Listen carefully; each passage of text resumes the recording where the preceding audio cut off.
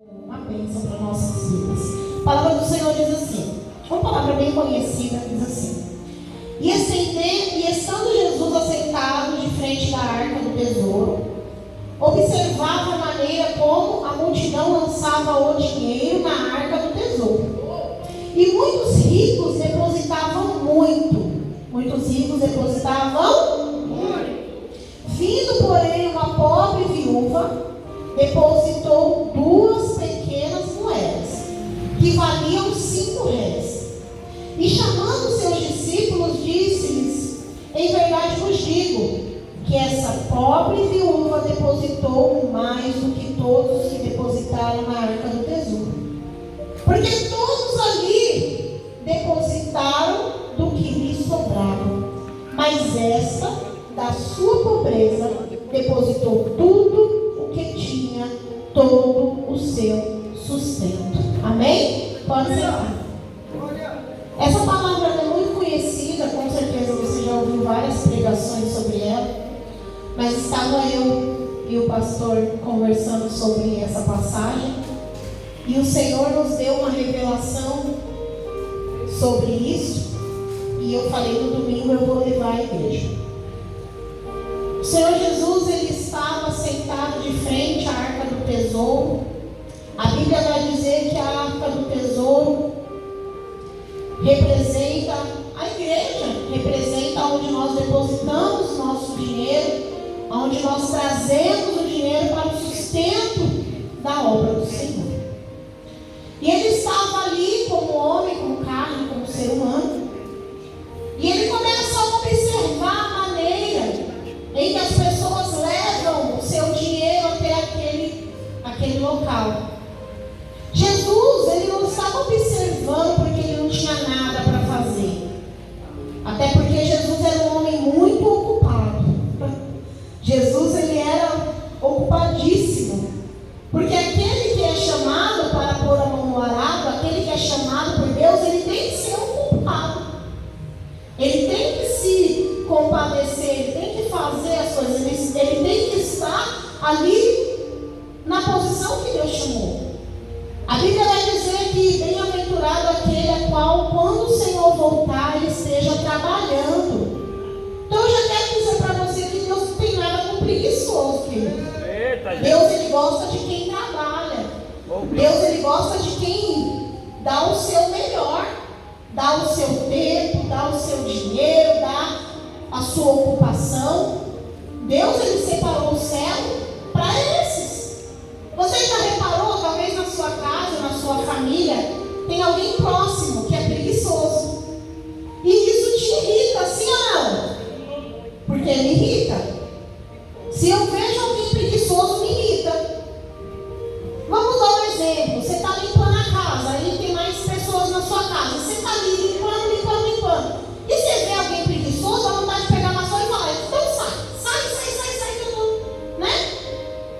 No serviço, a mesma coisa. Você quer que as pessoas estejam interagindo, fazendo o que tem que fazer, porque eu sempre digo assim, que se tem serviço para 10 e 10 trabalha, depois os 10 descansam. Mas se tem serviço para 10 e 2 trabalha, 8 descansa e 2 sobrecarrega. Então a palavra do Senhor vai dizer que Jesus estava ali observando. E eu costumo dizer que quando Jesus observa, eita Deus, é maravilhoso, né? Quando Jesus nos observa, quando Jesus observa nossas atitudes, é maravilhoso. E aí vai ter uns que vai falar: xiii, será que tá bom quando Jesus me observa? Aí eu não sei, Deus. Aí a palavra do Senhor vai dizer que ele olha e ele vê ricos, pessoas bem de vida, pessoas com muitas riquezas, com muitos gados, muitos plantios, muita terra. E aquelas pessoas vão depositar na arca do tesouro. E ali aparece uma mulher, viúva e pobre. Olha como ela é chamada na Bíblia: viúva e pobre. A Bíblia vai dizer que quando uma pessoa ela é viúva, ela perdeu a sua estabilidade,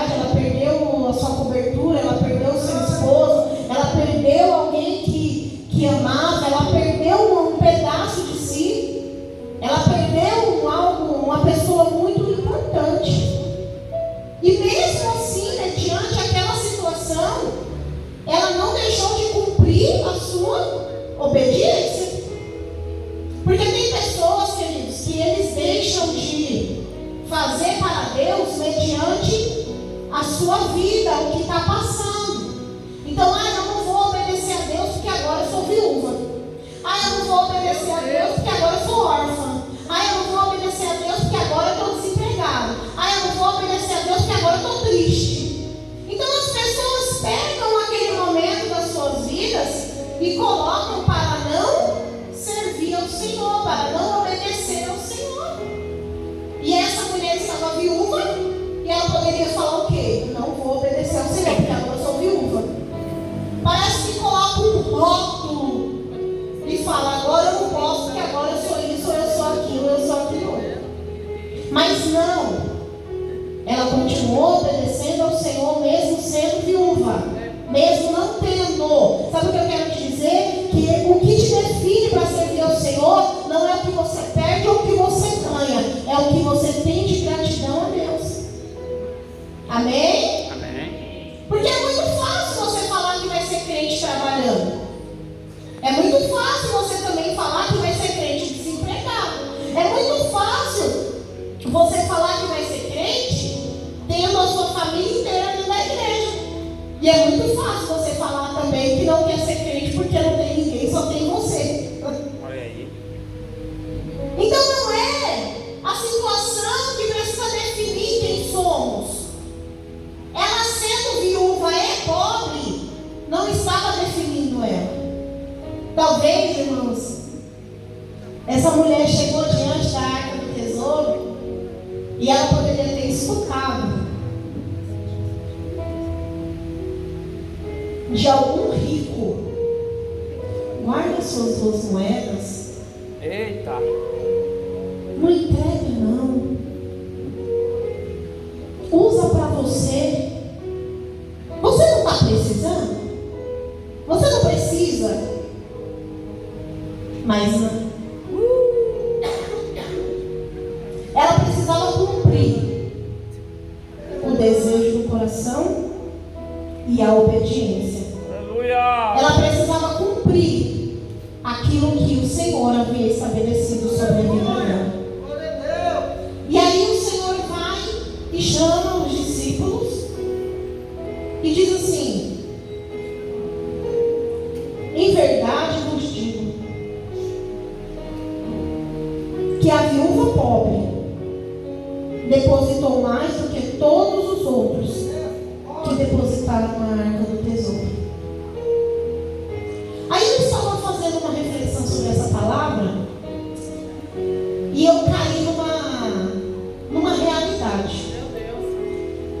Se hoje eu e você estivessem na situação dessa viúva pobre, será que a gente só não teria entregue uma moeda?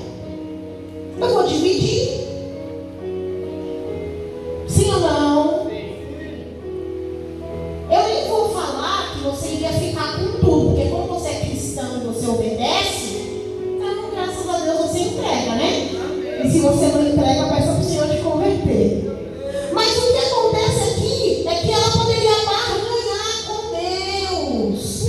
Ela poderia falar assim: Deus, o Senhor sabe o que eu estou passando e eu tenho 2 moedas.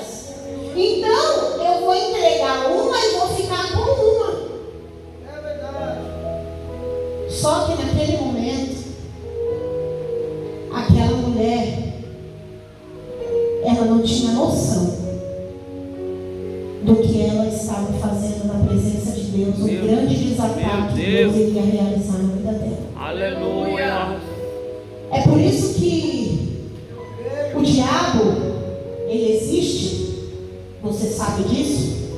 Ele vai vir em todos os momentos da minha e da tua vida, querer nos lembrar que nós precisamos, querer nos lembrar que nós temos contas a pagar, querer nos lembrar que nós temos cartão de crédito, porque tem hora que a gente acha que é rico e gasta mais do que pode. Porque as roupas das crianças não estão servindo, eu preciso comprar, porque o carro precisa de peça nova, porque isso, porque aquilo. O diabo, pastor, o diabo é. Porque a Bíblia vai dizer que só existe 2 senhores: Mamon e Deus. Então o espírito de Mamon, ele vai tentar com que você roube o que é da casa do tesouro. Meu Deus. E aí, sabe como você vai viver? Quem aqui já viu um conta-gotas? Um remédio conta-gota? Conta-gotas. Viver assim.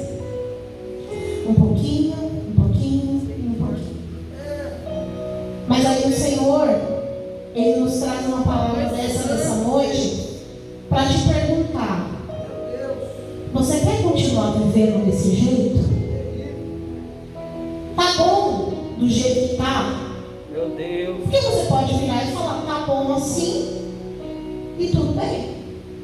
Mas para quem não quer viver desse jeito, o Senhor, Ele tem bênçãos sem medidas. Aleluia. Sabe o que é isso, querido? É quando verdadeiramente as bênçãos correm atrás de você. É quando verdadeiramente você está na sua casa e você é abençoado. Você está no seu trabalho, você é abençoado. Você está na fila do mercado, você é abençoado. Eu não sei explicar, mas o Senhor faz coisas que nós ficamos boca abertos.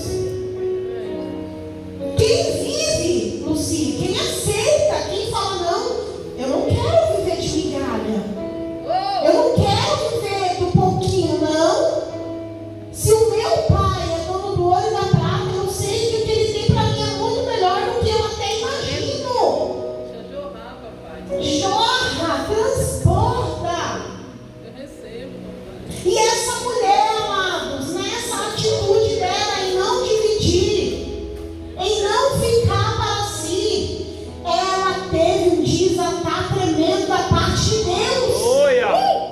O Senhor apenas deixou até aqui essa palavra, esse contexto, mas eu quero imaginar, como serva de Deus, que aquela mulher apenas só teve o rótulo de viúva, porque não tinha como mais voltar atrás, mas essa mulher passou a não se chamar mais de pobre. Essa mulher fez algo que ninguém tinha feito. Ela fez uma atitude que ninguém havia feito.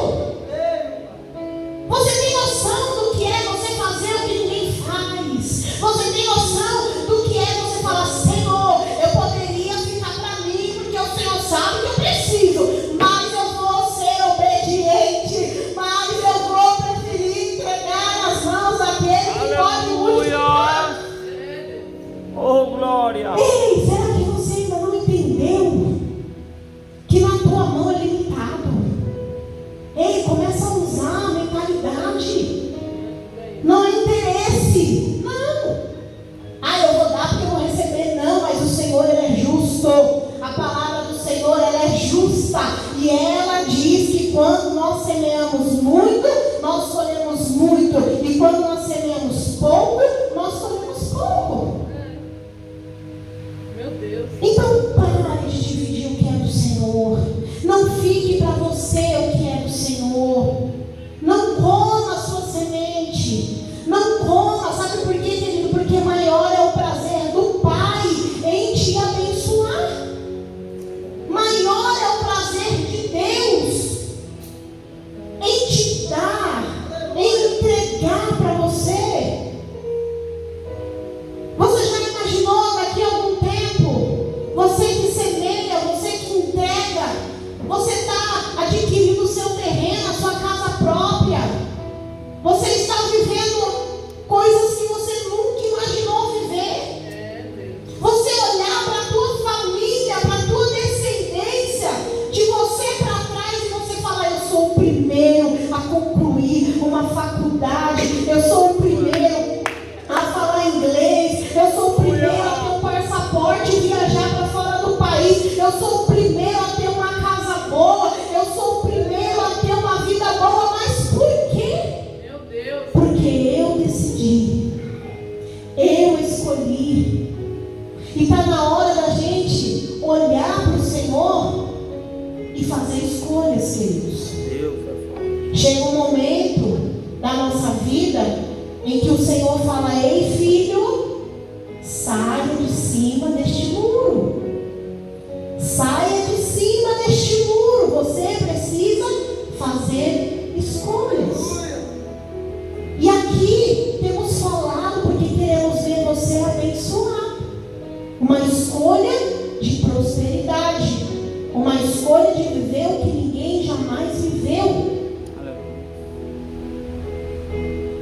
Eu sei que não é meu testemunho, mas eu vivenciei semana passada uma pessoa próxima de mim ganhando um carro.